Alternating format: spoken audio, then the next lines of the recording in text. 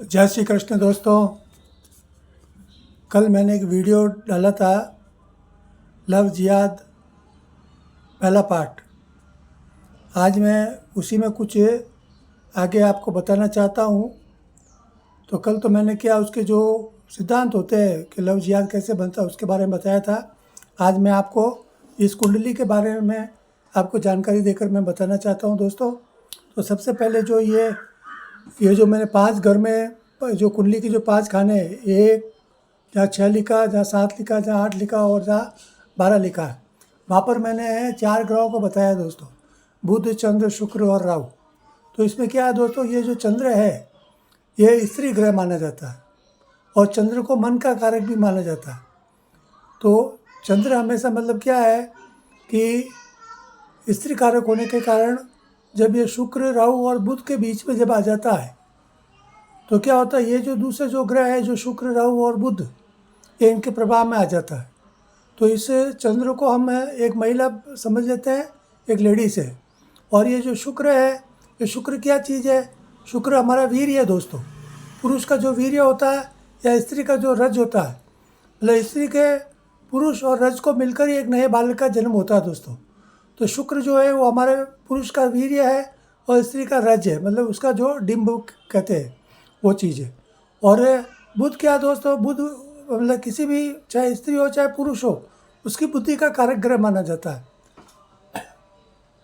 बुद्धि मतलब यदि वो किसी अच्छे ग्रह के साथ बैठेगा तो उसकी बुद्धि बहुत ही ऊर्जावान होगी और वो हमेशा मतलब विकास में रहेगी, मतलब कि उसकी कुछ न कुछ नया सृजन करेगा। और यदि बुध किसी ऐसे ग्रह के साथ में जो खुद दुष्ट है तो ये भी दुष्ट ग्रह बन जाता है। बुध के बारे में कहा जाता है, ये चीज़ जैसे ग्रहों के साथ बैठता है वो खुद अपना नेचर भी उसी के अनुसार ढाल लेता है।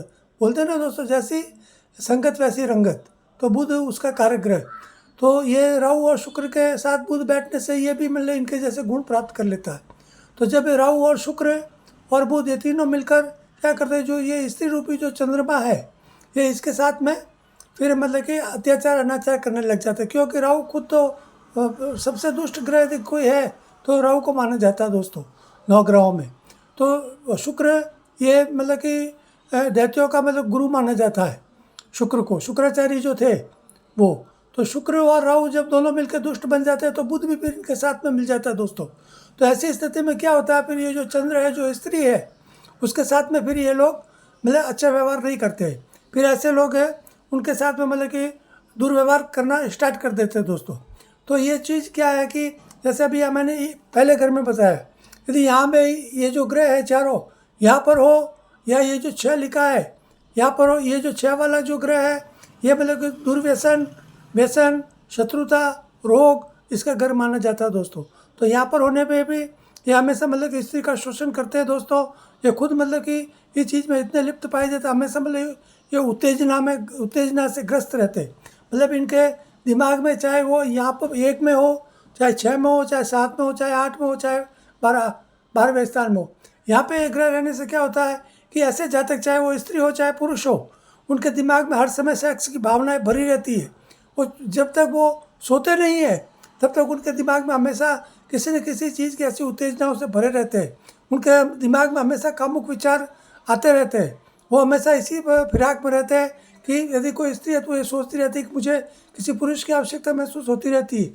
और यदि कोई पुरुष है तो उसे हर समय ये लगता है किसी न किसी स्त्री से के पीछे वो पड़े रहते हैं। तो उनको जब तक वो उनकी सेक्स की भावना दमित नहीं होती तब तक वो उसमें लिप्त रहते हैं दोस्तों। और दूसरा कारण क्या है कि यह शुक्र और राहु ये जो ग्रह है ये क्या है कि वीर्य की अधिकता होती है दोस्तों इनमें। मतलब वीर्य इतना रहता है कि वो जब तक या तो उनको स्वप्न दोष में से वो स्खलित होते रहते हैं, वरना वो किसी न किसी मतलब कि यहाँ तक कि वो वेश्यावृत्ति में भी लिप्त पाए जाते हैं दोस्तों। इनको मतलब कि किसी भी तरह से मतलब कि ये उसमें अनाचार और दुराचार में लगे रहते हैं दोस्तों। चूँकि चंद्रमा जो है वो मन और स्त्री का कारक माना जाता है। और चंद्रमा एक ऐसा ग्रह है जो किसी भी ग्रह के साथ में कभी दुश्मनी का बर्ताव नहीं रखता है। वो सभी के साथ मित्र भाव रखता है, मतलब वो सभी ग्रहों पर विश्वास रखता है। वो किसी के साथ मतलब कि दुश्मनी का भाव नहीं रखने का मतलब क्या हो गया, वो सबके साथ एक समान मतलब कि अपने विचार रखता है, एक समान मतलब कि व्यवहार रखता है। लेकिन जब दूसरे ग्रह जो कि शुक्र, ऐसा तो जरूरी नहीं है कि भाई कि हम जिसके साथ अच्छा व्यवहार करें अगला भी हमारे साथ वैसे ही व्यवहार करे, वो तो अगले पे डिपेंड करता है। तो उसी तरह क्या होता है कि चंद्रमा यदि किसी ग्रह के दुष्ट ग्रह के बीच में फंस जाता है तो चंद्रमा स्वयं अपनी मतलब शक्ति उसकी कमज़ोर हो जाती है, और जो बाकी जो ग्रह होते हैं वो उसके ऊपर हावी हो जाते हैं। तो हमेशा प्यार और जो ये जो लव जिहाद के जो चक्कर होते हैं उनमें यही होता है कि वो स्त्री जो भोली होती है, वो निर्मल होती है, वो हमेशा किसी पर विश्वास कर लेती है, और जो बाकी जो दुष्ट जो होते हैं, जो राहु शुक्र और ये जो बुध जैसे जो प्रवृत्ति के जो भी लोग, वो सब फिर क्या करते हैं, फिर वो उसके विश्वास को अर्जित करके उसका शोषण करने लग जाते हैं दोस्तों। तो जिस किसी भी की कुंडली में यदि मान लीजिए जो पहला भाव है, ये मन है, ये हेड है, ये अपने दिमाग है, तो यहाँ पर यदि मान लो ऐसे कोई ये जो चारों ग्रह है, ये यदि ग्रह बैठे हैं, तो इसमें क्या होता है कि फिर जो मन होता है, जो चंद्र होता है, वो स्त्री होती है, वो इनके काबू में आ जाती है। तो फिर ऐसी स्थिति में वो उनका विश्वास अर्जित करके उनका शोषण शुरू कर देते। वही कंडीशन यहाँ होती है, छठे घर में भी होती है। यहाँ क्या होता है, ये व्यसन, रोग और शत्रुता का घर माना जाता है, और दुराचार का घर भी माना जाता है, और शुक्र मतलब वीर्य का घर भी ये माना जाता है। तो यहाँ पर स्थिति होने से भी जो ऊपर मैंने बताया वही मतलब की कंडीशन यहाँ पर भी होगी दोस्तों। ये जो सातवां भाव है, ये पति पत्नी प्रेमी प्रेमिका का भाव होता है दोस्तों। तो यहाँ पर ये होने से भी वही कंडीशन होगी, यहाँ प्रेमी और उस स्त्री का पूरा शोषण होगा दोस्तों। और मान लीजिए कि यदि किसी लड़की की कुंडली में है तो फिर क्या होगी, वो उसका जो पति है बेचारा, वो मतलब हमेशा उससे मतलब शोषित रहेगा, वो उसके ऊपर हावी रहेगी, वो उसके काबू में नहीं रहेगी।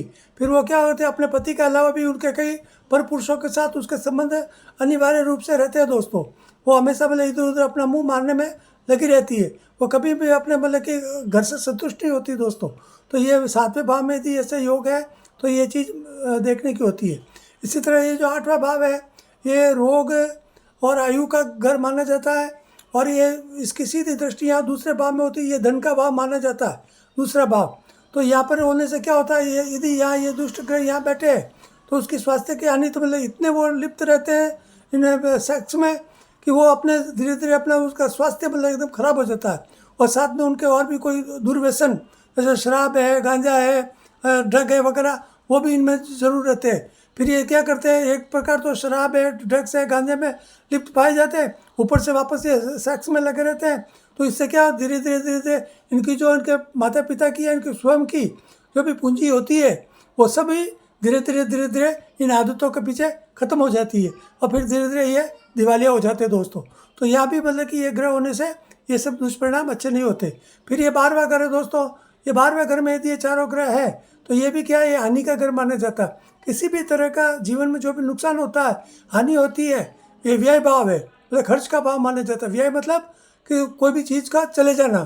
तो ये जो चीज़ है, तो यहाँ पे यदि होने से क्या होता है कि वो हमेशा जैसे कि किसी न किसी तरह धन हानि है, व्यसन है, दुर्व्यवहार है, यहाँ तक कि यहाँ पर यदि मंगल भी साथ में बैठ जावे तो ऐसे व्यक्ति हमेशा जेल यात्रा भी करते रहते दोस्तों। और ये मतलब कि ऐसे दुष्कर्मों में लिप्त पाए रहते हैं जहाँ की मतलब कि सामान्य इंसान मतलब ऐसी चीज़ें कभी कर नहीं पाता। तो यहाँ भी ये बुध राहु शुक्र और चंद्र का यदि योग है तो यहाँ पर भी हमेशा ये चीज़ें देखने की होती है कि भाई कि ये चाहे स्त्री हो चाहे पुरुष हो, वो यदि तो दुष्कर्म हमेशा उत्तेजना से ग्रस्त रहते। उत्तेजना यानी हर समय इनके दिल में सेक्स की भावना प्रबल रहती है।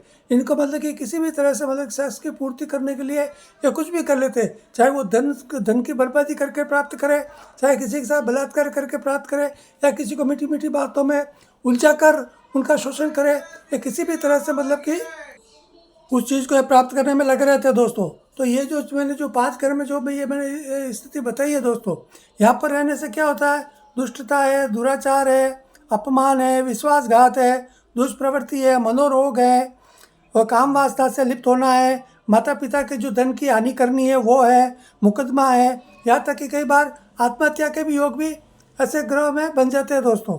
तो ये सब चीज़ें देखने की होती है।